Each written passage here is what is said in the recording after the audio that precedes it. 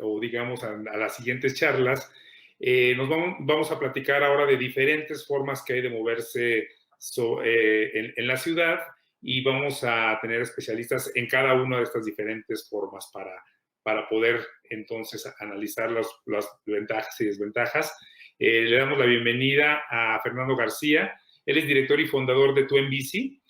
Tú en Bici es una organización dedicada a la promoción y capacitación de habilidades de manejo urbano seguro y responsable. Fernando ha estado trabajando profesionalmente en la dirección de proyectos en áreas de tecnología. Sin embargo, siempre ha estado comprometido con la causa ciclista, ha colaborado con movimientos ciudadanos pro derechos viales y...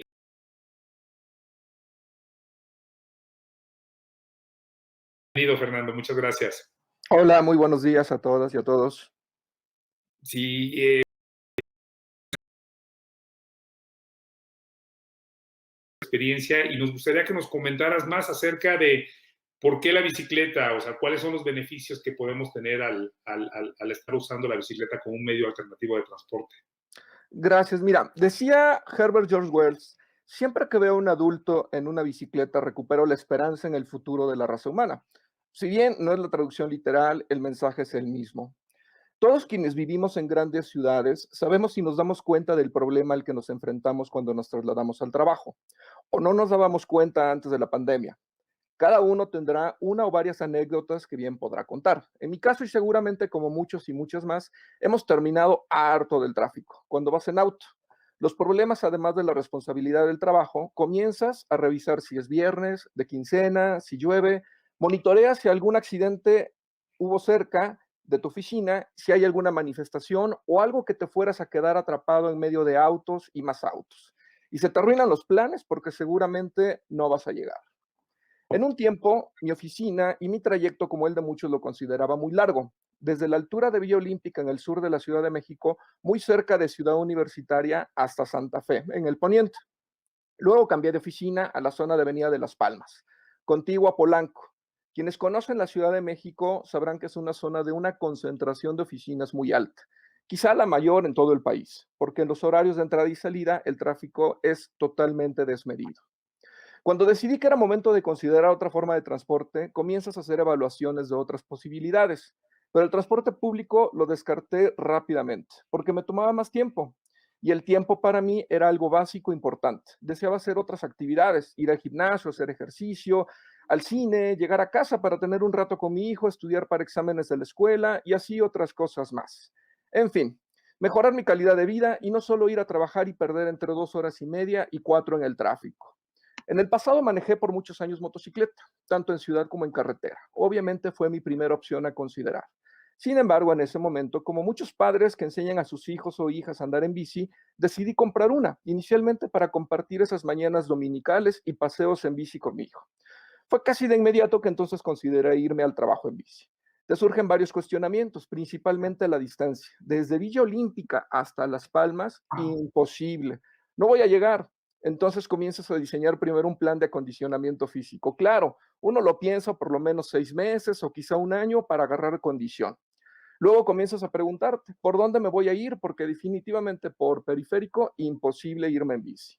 Y así muchas preguntas más y que rápidamente puedes llegar a pensar que ir al trabajo en bici es muy complicado o casi imposible.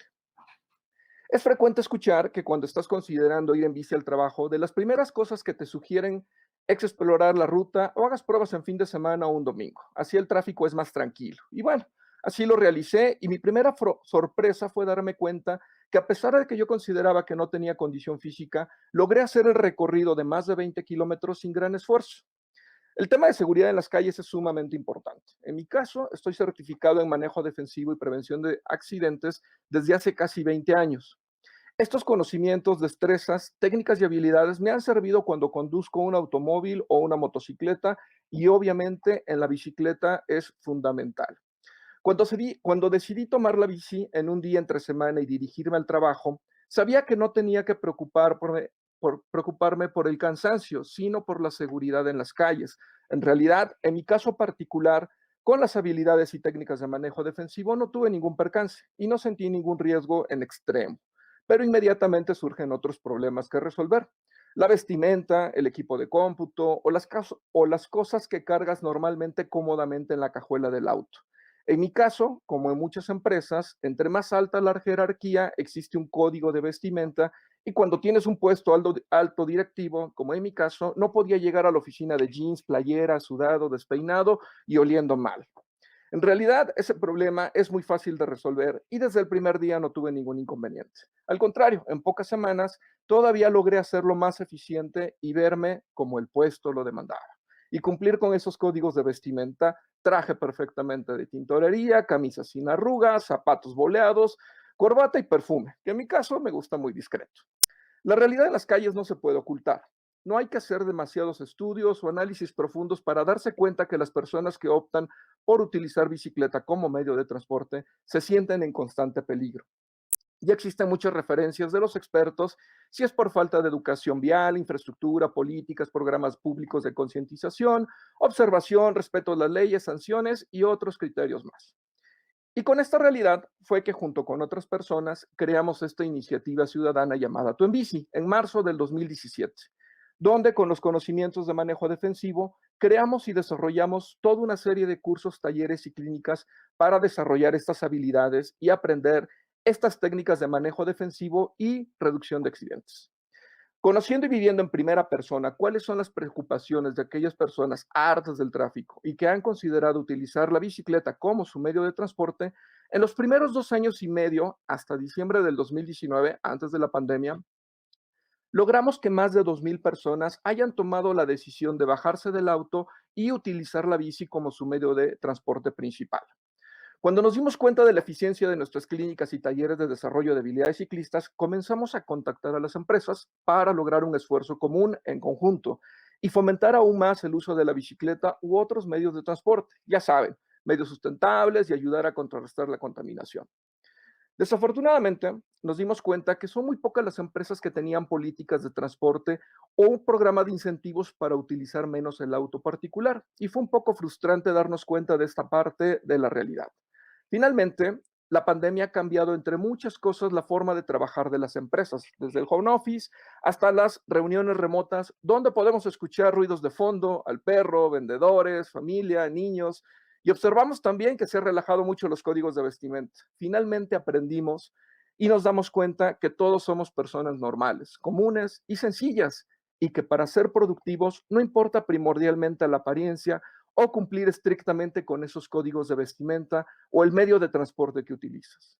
Ahora tenemos una gran oportunidad como ciudad, como personas y también como empresas para lograr romper esos paradigmas de desplazamiento hacia el trabajo, cuando volvamos a la normalidad y cotidianidad. Pero además, si a esto le sumamos políticas y programas de gobierno que fortalezcan la infraestructura, educación vial y seguridad en las calles, tendremos las condiciones para que cada día haya más personas que decidan utilizar la bicicleta. Los beneficios son increíbles para todos, tanto en lo individual como para la empresa. Seguramente veremos en este foro a más expertos y organizaciones con sus análisis y estudios detallados con cifras y estadísticas, como ya lo acabamos de ver en las foros anteriores. Yo solo quiero mencionarles los beneficios que en lo particular y casi en las más de 2,000 personas que hemos capacitado nos han compartido. Ahorramos dinero, mucho dinero. Ya no es necesario ir al gimnasio, ya vas a hacer condición mientras vayas trasladándote a tu trabajo. Estamos más en forma física y hemos bajado de peso. Nos enfermamos mucho menos y no gastamos tanto en medicinas. Nos evitamos el tráfico, que era el principal objetivo. Incrementamos nuestra productividad, creatividad, disminuimos nuestros niveles de ansiedad, frustración y estrés.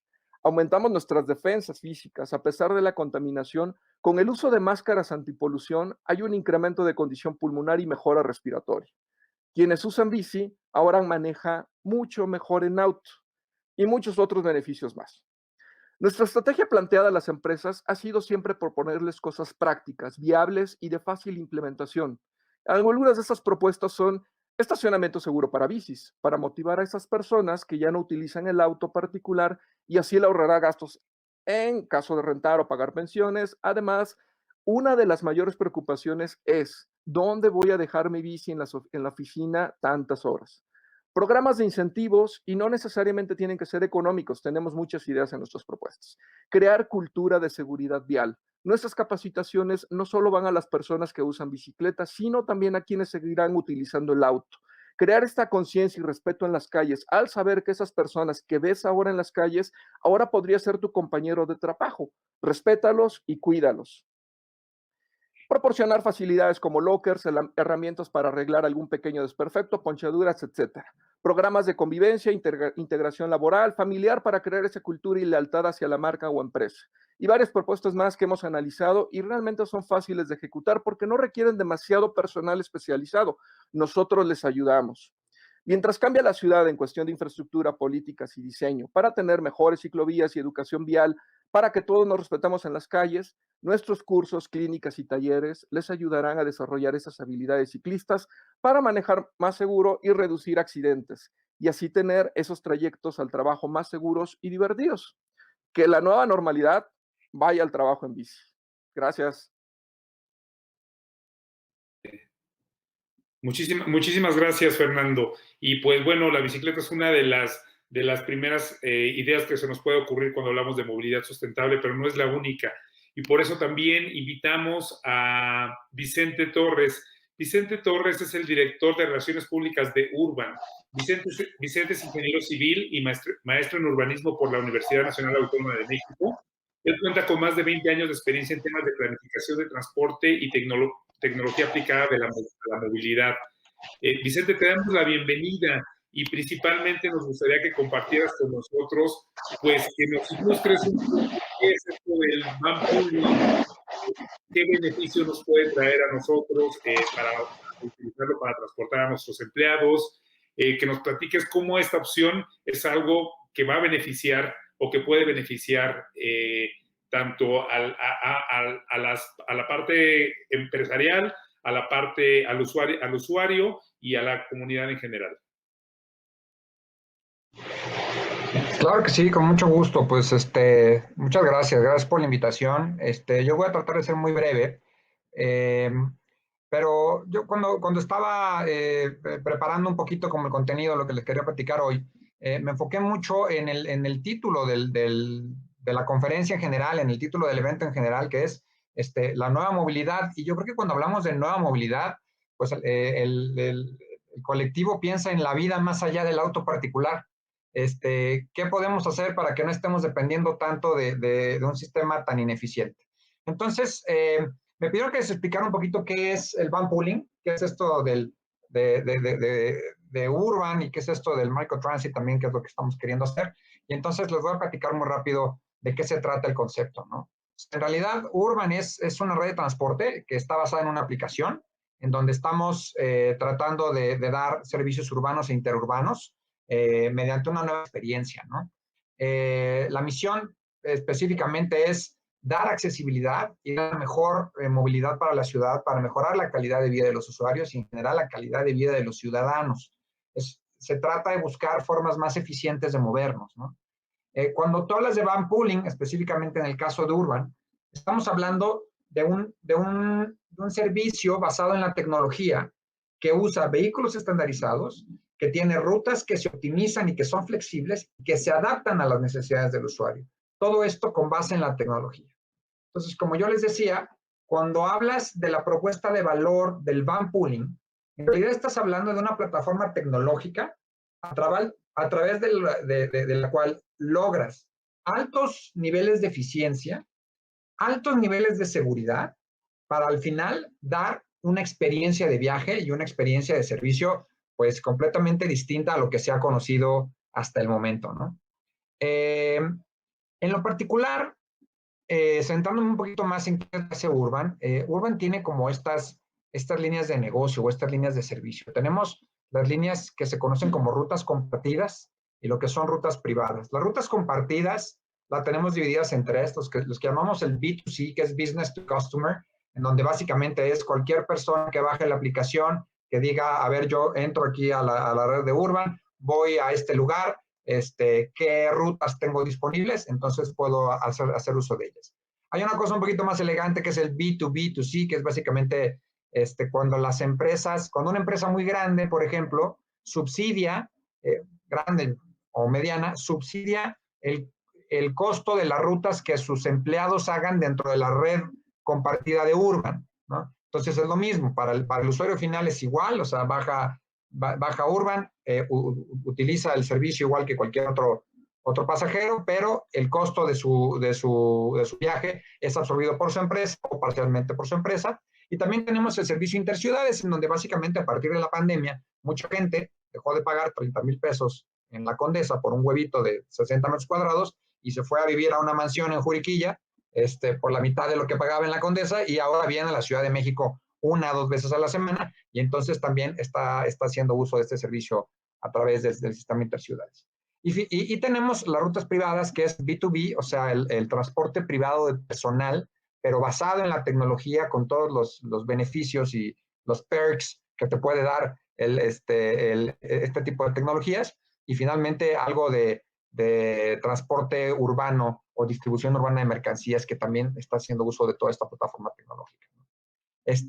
Esta red de rutas compartidas de Urban, hasta antes de la pandemia tenemos más de 50 rutas, las cuales se han venido prendiendo y apagando conforme ha ido modificándose los diferentes semáforos y se ha ido modificando la misma idiosincrasia de los usuarios, porque esto ya nos cambió a todos. Pero bueno, un poquito esa es la idea. Y me preguntaban sobre cuáles son los beneficios que puede tener el van pooling específicamente para las empresas y para los usuarios cuando hacen uso de este servicio. Pues, en primer lugar, nosotros nos gusta pensar que somos una herramienta para la accesibilidad. Es decir, si algo nos ha enseñado esta pandemia es que el mejor viaje, tal vez, es aquel que no se hace. Entonces, si podemos realmente minimizar nuestros desplazamientos y realmente aprovechar la infraestructura que tenemos alrededor y hacer ciudades accesibles,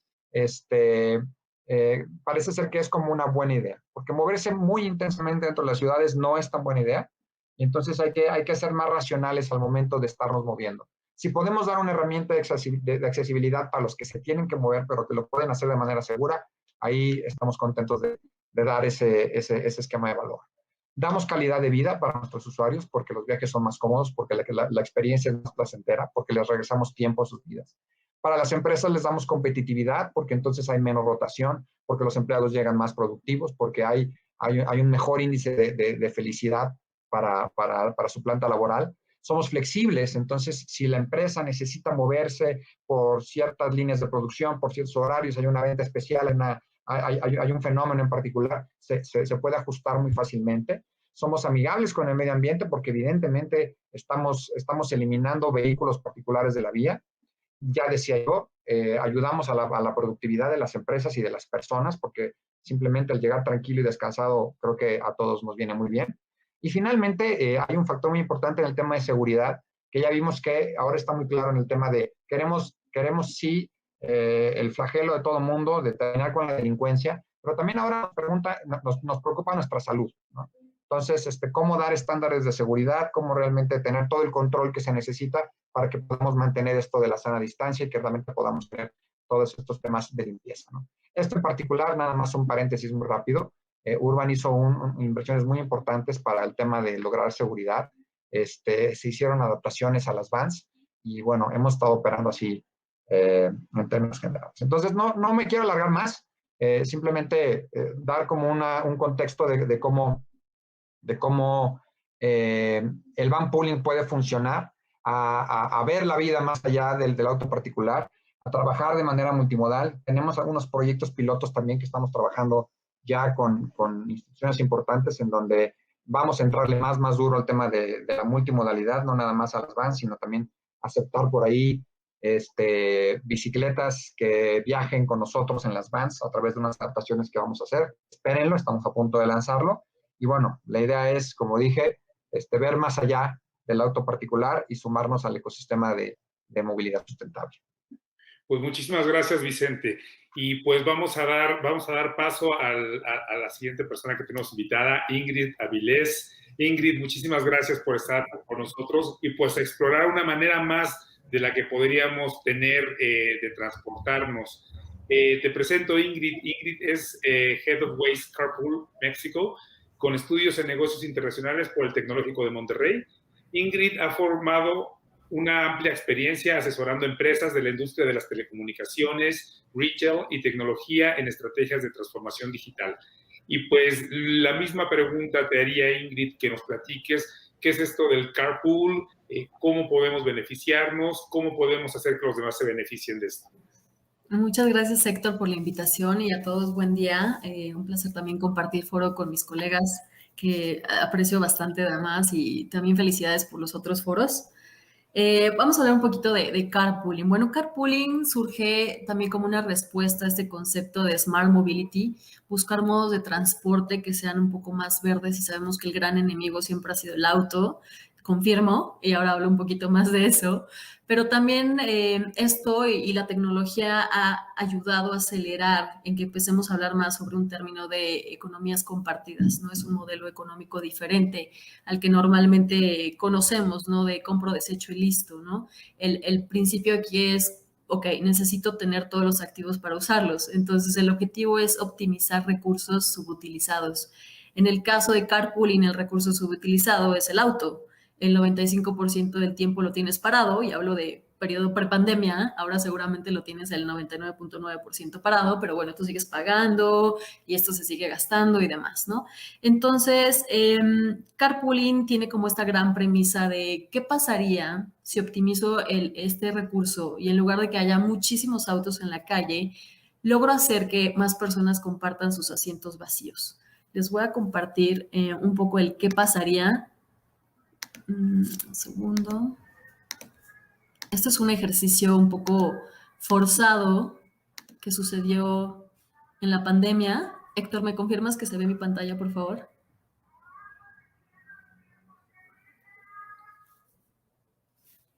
No escucho, pero bueno. Entonces, este es un ejercicio forzado que ha sucedido en la pandemia. La primera imagen son las concentraciones de niveles de dióxido de nitrógeno en la Ciudad de México. Esto es un dashboard creado por el Banco Interamericano de Desarrollo, pero eso es principios de marzo del 2020. Ubíquense hoy hace un año. Y ahora la imagen que ven a la derecha, eso es abril. Un mes después, prácticamente, en cuando dejamos de tener tantos coches en la calle, cómo realmente se optimizó nuestro medio ambiente. Entonces, carpooling lo que busca mucho es también disminuir las externalidades que tiene el auto, muchas de ellas en aspectos medioambientales, pero también en términos de calidad de vida y demás. Si pudiera ponerlo de manera muy visual, esto es un poco la foto. Imaginen que esto es la Ciudad de México y no estamos nada alejados de que esto sea la Ciudad de México y Monterrey y demás, en el que el promedio de ocupación de los autos es de 1.2 personas, a veces de 1.5, los positivos dicen, ¿no? Al final es menos de 2 personas. Entonces prácticamente vamos solos, quejándonos del tráfico y culpando a todos, el gobierno, la empresa XXYZ, que son los culpables de que estemos atorados. Con esta preconcepción de que el auto nos da libertad de movernos cuando al revés, ¿no? Está haciendo todo lo contrario. Entonces, un poco el pensar el cuántas personas estamos moviendo en estos autos y el espacio que ocupa el auto.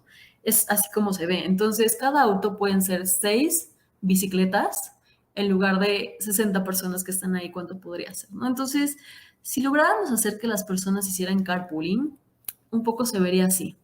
Entonces, ¿qué sucede? Hay mucho más calles libres. El 75% del espacio urbano actualmente es ocupado por autos, no por un área verde o algo mucho más productivo para la ciudad y para nosotros. De igual manera podrían hacerse carriles para bicicletas, por ejemplo, y podernos mover libremente. Yo creo que todos seríamos felices del poder usar bicicleta para el lugar donde trabajamos, en lugar de estar atorados y usando el coche todo el tiempo. Entonces, si se dan cuenta, tiene muchísimos beneficios que hay a lo largo de. Entonces, ¿pero qué requiere todo esto? Es un cambio de paradigma, y lo hablaban en la conferencia anterior. Necesitamos repensar qué es lo que queremos hacer y cómo queremos retornar en esta nueva normalidad. Entonces, de pasar con esta idea que tenemos del auto me da estatus, el auto me da libertad de movilidad, yo prefiero tener mi propio coche, que la empresa me dé un coche, etc, etc. ¿Qué pasaría si yo en lugar de ir solo pudiera llevar a un colaborador mío, ¿no? Que sigue mis mismas medidas de seguridad y demás? Entonces, eso es un poquito lo que se trata de carpooling. Lo que se busca en carpooling es crear comunidades de personas que comparten su trayecto, lo que normalmente conocemos como commuting, que son nuestros trayectos diarios, y muchas empresas ya han empezado a regresar. Muchos que son trabajadores esenciales nunca han dejado de hacer este commuting en su día a día. Y sabemos que muchas más empresas están actualmente planeando este retorno. Entonces, al final en carpooling piensen que es un marketplace, ¿no? Como Amazon, que hay un vendedor y un comprador. En el caso de carpooling siempre hay un conductor y un pasajero. ¿Cuál es el reto? El reto es poder identificar cómo los puedo yo vincular y yo sé que ese conductor sigue mi misma ruta, mi mismo horario en los días en los que yo voy a hacer esos trayectos, ¿no? Entonces eso siempre ha hecho que carpooling sea un poco complejo de poder impulsar históricamente, ¿no? Sin embargo, la tecnología ha hecho que este proceso sea mucho más sencillo y esa es la propuesta que hacemos desde Waze, ¿no? La gran misión de Waze no es llevarte de A a B, sino en realidad la gran misión de nosotros es eliminar el tráfico. Y por eso es que lanzamos Carpool hace un par de años en 4 mercados. Entonces, puntualmente lo que nosotros proponemos es que a través de estas 2 aplicaciones que tenemos, que es la de Waze, enfocada totalmente al conductor, y la de Carpool, enfocada al pasajero, tú puedas identificar con quién puedes hacer ese trayecto de manera muy ágil. Simplemente con poner tu origen y destino, nuestro algoritmo te sugiere con quién lo puedes hacer. Y además tiene otros sistemas como, mira, lugar donde trabajo que esté validado y puedes identificar que ok, yo Ingrid quiero dar aventón, pero solo a las personas que también trabajan en Google junto conmigo. Buenísimo, ¿no? Así seguimos muchos protocolos de seguridad y me siento mucho más tranquilo de hacer esto. Pero igual después puedo empezar a ampliar mi alcance y llevo a uno de mis vecinos. Entonces es un poquito el tema de carpooling, el cómo creamos comunidades, cómo conectamos a este conductor y a este pasajero. Y los retos principales siempre son un tema de densidad, claramente, por eso el hacerlo en empresas hace mucho sentido, porque muchas, junto con varios colaboradores, es más fácil identificar con quién puedes hacer tu trayecto. Pero honestamente, el reto más grande de Carpool es cómo logramos cambiar la mentalidad de todos nosotros. El 20% lo resolvemos con tecnología, el 80% es un cambio totalmente cultural. ¿Y cuáles son los grandes beneficios? Y ahí es donde justamente escuchaba este concepto de Building Back Better, que lo presentaba el presidente de WRI en una conferencia hace como, no sé, 2 meses, y me encantó. Justamente estamos en ese momento de cómo podemos reconstruir, ¿no?, lo que estábamos haciendo antes, pero de una manera mucho más sana.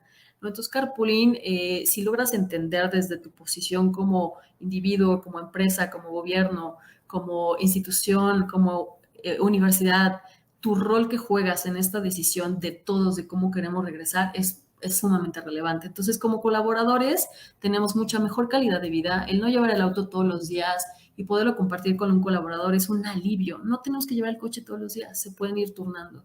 Gastos compartidos. Al final siempre vas a gastar esa gasolina, ¿no?, en tu presupuesto mensual. Y si lo compartes, ¿no?, y haces esta reducción de tu presupuesto que te ayuda en este momento que el factor económico es bien relevante, pero también favorece la integración de colaboradores y de la sociedad. Más que nunca, uno de los retos más grandes de las corporaciones es que los empleados se sienten totalmente ajenos a la empresa. Entonces, cuando uno no está cercano a la empresa o te sientes con pertenencia a la empresa, el tema de la deserción es muchísimo más alto.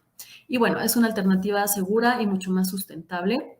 Y para las empresas, ya lo comentaba Vicente hace un momento, es darle una alternativa más al colaborador, ¿no?, para en este momento en el que ellos están planeando el retorno, pero también tiene un impacto muy positivo en la productividad empresarial.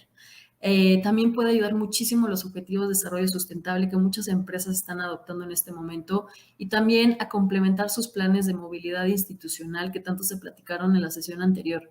Si una empresa hoy no está trabajando en un plan de movilidad institucional, vamos tarde porque cada empresa va a hacer su locura y entonces imagínense que todos queremos regresar en auto. Y bueno, eso también promueve la colaboración empresarial.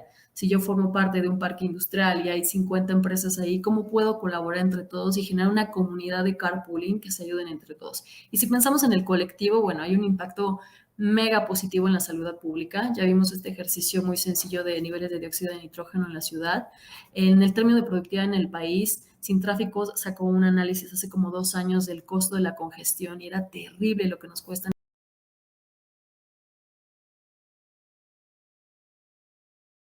Lo que resalta de carpooling es que es una solución enfocada en el hoy.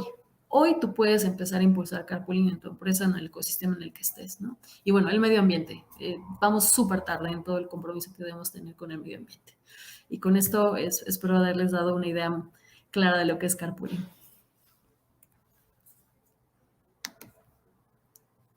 Claro, porque no estaba muy seguro cuál era la solución que ustedes ofrecían. Y precisamente, digo, hemos ya explorado diferentes opciones que nos podrían facilitar el transporte, tanto ya en la etapa que estamos viviendo de la pandemia como en la etapa post-pandemia. Y para eso estamos invitando a nuestro siguiente conversador, que es Camilo Mora. Camilo es experto en movilidad del Tecnológico de Monterrey. Él tiene una diversa y amplia experiencia internacional en posiciones directivas de industrias como el retail, alimentos, energía, reciclaje y tecnología. Y también cuenta con una vasta experiencia en gestión de cadenas de suministro, emprendimiento y uso de tecnologías. Fue también reciente ganador de Hack Última Milla, enfocado en transporte de carga sustentable. Y precisamente a Camilo, bienvenido. Lo que queremos conversar contigo y que nos ayudes es, ya tenemos como empezamos a generar diferentes ideas en nuestra cabeza de qué podría ser la mejor forma de transportarnos. Y mi pregunta concreta es, ¿cómo elijo entre todas estas? ¿No? O sea, si yo tengo que tomar una decisión, o sea, ¿cómo tomamos estas decisiones para elegir cuál es la que más nos puede funcionar? Por supuesto, Héctor. Pues muchísimas gracias por la invitación.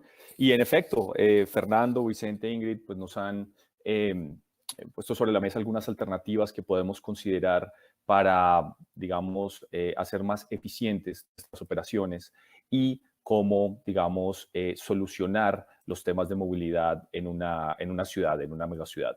Entonces, pues para atender tu pregunta, quisiera entonces, digamos, apoyarme en una presentación que básicamente ilustra un poquito las implicaciones de los diferentes factores que tenemos que tomar en cuenta para nuevamente tomar una mejor decisión y pues los factores, ¿no? Los factores. Entonces, quisiera iniciar haciendo una reflexión. Fíjense, hoy en día estamos pensando en la nueva movilidad, ¿sí? La nueva movilidad en megaciudades, por ejemplo, en el contexto de Ciudad de México. Pero remontémonos 100 años, ¿sí? ¿Qué pasaba, por ejemplo, en Nueva York? ¿No? Y esto es interesante. Hace 100 años aproximadamente, así se veían las calles y el gran problema eran las heces, ¿sí? El gran problema eran los desperdicios de los caballos que estaban en las calles, ¿no? Entonces llegó una solución milagrosa, el automóvil, ¿sí? Buenísimo. Resolvimos el problema. No obstante, hoy en día, 100 años después, un siglo después, pues esto se nos convirtió en algo que está cambiando el planeta hasta en su clima, ¿no? Y esto tiene muchísimas implicaciones y nos está poniendo a toda la humanidad en riesgo, ¿no? Entonces, lo que quiero hacer con esta reflexión inicial es, ¿qué decisiones vamos a tomar hoy en día? ¿Sí? Pero que adicionalmente, ¿cómo van a impactar en el futuro? Bueno, la Ciudad de México, en este caso, que es donde también he realizado estudios, pues es la sociedad más congestionada de Norteamérica, ¿sí? Y esto, pues, lo tenemos que atender y pronto. Ya lo mencionaron algunos, mostró hace un momento Ingrid el contraste del año pasado, digamos, de 2 meses, ¿no? De las emisiones. Y lo podemos ver en este índice de tráfico, ¿sí? De cómo hubo una reducción significativa en los meses de la pandemia, por ejemplo, para la Ciudad de México, ¿sí? Pero ¿cómo va a ser el 21-21 o el 20-22? ¿No? Entonces, ¿cuál es el impacto? ¿Cuál es verdaderamente el impacto? Fíjense, ya lo hablaron y no me quiero extender aquí, pero primera parte, como primero es el tiempo, ¿sí? En promedio, y parece que hay varios datos respecto a esto, hay estudios que dicen 1 hora y media, otros que dicen 2 horas, pero el chiste es que hay mucho tiempo perdido, ocioso, transporte, ¿sí? Esto obviamente implica un costo, que ya también lo mencionaron, ¿no? Para los mexicanos, pues representa un 20% de sus gastos, ¿no? Entonces, de sus ingresos, el 20% se va a todo lo que tiene que ver con transporte, ya sea que utilicen un vehículo particular, combustible, estacionamiento, seguros, etcétera, ¿no? Y esto, pues, por supuesto, tiene implicaciones de productividad.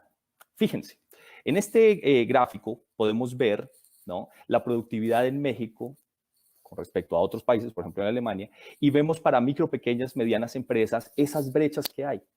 Y eso lo que hace es que pues, nuestros países sean menos competitivos, en el caso de México, ¿no? Y ustedes se podrían preguntar, bueno, bueno, estos temas es porque en México se trabaja poco. No, al contrario. México es el país de la OCDE que más horas labora al año. Entonces, pues esto es contraintuitivo, ¿no? Entonces, ¿cómo podemos hacer para que se trabaje menos, pero que se trabaje mejor? ¿Sí? Y esto obviamente va a tener un impacto positivo en los colaboradores y en la parte de productividad de las compañías. Por supuesto, entonces el home office se convierte en una excelente alternativa para hacerlo. No obstante, pues cuando hablamos de home office tenemos que ser empáticos, ¿no? La expectativa es que todo es muy bonito, muy fancy, pero si no se tienen los recursos, si no se tiene el equipo, el mobiliario, la conexión, pues entonces va a ser contraproducente. Además de espacio, un buen lugar, por ejemplo, en nuestros domicilios. Entonces, estas son de las implicaciones que hay que pensar y de cómo como empresas, por ejemplo, para aquellos de la audiencia que son tomadores de decisiones, cómo pueden también ayudar a los colaboradores a que tengan mejores espacios de trabajo. Cabe mencionar que, y así como lo vemos en esta figura, México tiene muy poco acceso a computadoras en casa. Entonces, sí, por ejemplo, el home office es una alternativa, pero tenemos que ayudar, tenemos que fomentar el uso de esta tecnología, por ejemplo, de la disponibilidad de computadoras, tabletas y otros dispositivos en el hogar y adicionalmente, pues, del Internet, entre otros. ¿Qué otras alternativas hay? Y aquí es donde voy ahora sí como a cerrar un poquito en la pregunta que me hiciste hace un momento. Bueno, podríamos, pensando en un ejemplo, ¿no? De que hay un corporativo, digamos, en Santa Fe y 10 empleados que tienen que visitarlo, ¿no? Podríamos hacer un modelito y ver cómo en este modelito, por temas de distancia y demás, hora de llegada, etcétera, pues se utiliza el auto, ¿no? Para llegar a trabajo, ¿sí? Por los requerimientos también de las ventanas de tiempo, etcétera, ¿sí? Pero ¿qué pasa si se utiliza una solución como la de las vans, como lo que planteaba hace un momento Vicente con Urban? Bueno, si se dispone de una van, pues ya podríamos entonces entrar a un mix donde tenemos una ruta con una van y otros sí utilizan otros medios alternativos, bueno, auto o bicicletas, por ejemplo, ¿no? Y aquí es donde quiero digamos, plantear otra alternativa, y es la descentralización, digamos, de un corporativo. ¿Qué pasa si ahora ya no tengo nada más un punto donde tengan que llegar a mis empleados en Santa Fe, sino adicionalmente en la Condesa, ¿no? Entonces, esto ya va a cambiar totalmente digamos, el modelo, ¿no? Porque ahora permite que aquellas personas que están cerca pues puedan utilizar la bicicleta, se puede utilizar la van y entonces ser más eficientes. Pero entonces aquí es donde tenemos que pensar cuáles son los factores. Entonces, punto número 1, ¿cuál es el sector de mi compañía? ¿No? Y cuando digo sector me refiero al primario, secundario y terciario. Y obviamente al subsector, ¿no? ¿Cuáles son los stakeholders de la empresa? Y lo que quiere cada uno de ellos, cuál es su motivación, cuáles son las implicaciones que tienen estas decisiones en cada uno de ellos. Por supuesto, el tiempo, los horarios de trabajo, el clima, ¿sí? Podemos ver cómo soluciones, yo colaboro bastante con el MIT y me encanta utilizar el Blue Bikes en Boston y Cambridge, pero en invierno es imposible, ¿no? Entonces, el clima es algo que hay que considerar. La localización de las instalaciones, como el ejemplo que acabo de mostrar, ¿no? Donde ya no nada más es un solo corporativo, sino tal vez 2 o 3 lugares, espacios de trabajo, para que se le facilite a aquellas personas que no tienen los medios de trabajar en casa. El transporte, ¿qué medios de transporte hay? ¿Tenemos los estacionamientos para cada uno de estos medios de transporte? ¿Tenemos la infraestructura en las zonas donde estamos ubicados? ¿Cuáles son los riesgos asociados a cada uno de estos medios de transporte? Por supuesto, las leyes aplicables que, por ejemplo, para el caso del home office, recientemente se aprobó una ley para México donde el empleador tiene que subsidiar parte de los servicios que implica conectarse remotamente. Y por supuesto la parte de mobiliario de equipo, para beneficiar obviamente y fomentar, en este caso digamos un home office, pero que las personas tengan pues los elementos apropiados para que tengan, por ejemplo, cosas muy básicas, desde una buena postura, ¿no? Si no en 1 o 2 años vamos a tener problemas, muchas personas sufriendo de la espalda, ¿no? Y me sumo a eso, ¿no? Precisamente porque no tenemos los elementos correctos para trabajar. Entonces, todos estos son los factores que habría que tomar en cuenta. Y con esto cierro mi presentación. Muchas gracias, Héctor. Y pues les invitamos a compartir sus comentarios, sus preguntas para que podamos